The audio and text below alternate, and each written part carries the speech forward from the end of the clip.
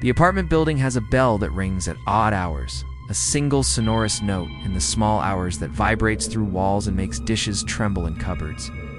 The superintendent says it's the old heating system. Tenants pretend not to hear it. She notices that every time the bell rings, a neighbor is missing for exactly 3 days and returns with a new look, different haircut. A mannerism turned the other way, a story that leaves a place where a memory once fit. The bell seems to edit biography into tidy fragments. One night, the bell rings and she does not sleep.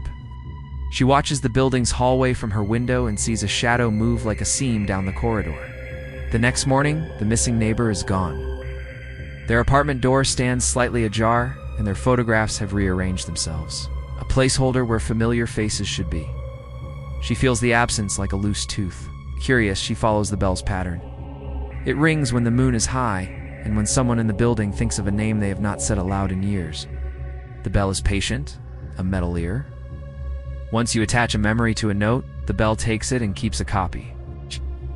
She knocks on doors. Tenants confess small things gone, an old habit they can no longer name, a childhood story that now reads like a dream. One man says his father's voice no longer visits him. Another woman cannot recall an anniversary that mattered. The bell has been collecting intonations. When she presses her ear to the wall, she can hear the bell within, a slow, great tongue of metal striking, and a faint scraping afterward, like the turning of pages. She realizes the sound is not a bell so much as a mouth uncorking. If you listen long enough, the bell says names softly, like checking a list. The names it keeps slide from the buildings like moths. She decides to stop it. Late one night, she climbs into the narrow crawl space and finds the bell's casing embedded in plaster. Its rope looped to an old pulley that disappears behind stacks of insulation. She cuts the loop. The bell rings once in the attic, a low moan of protest, and then falls silent. For 3 days, nothing happens.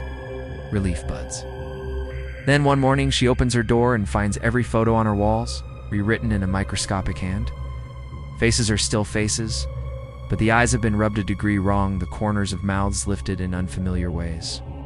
Her neighbor's dog no longer knows her. She discovers that turning off the bell only rerouted its work. The sound had been a siphon. Now it works slowly through the house, using air and shadow as channels. Hush.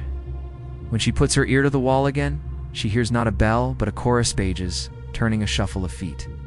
And the faintest whisper of her own name, pronounced as if by someone who had been practicing it in the dark. The building has learned to keep its own inventory. If you hear a bell in the walls that rings a lonely, deep note, do not assume it is only time. Bells keep lists, and lists grow teeth.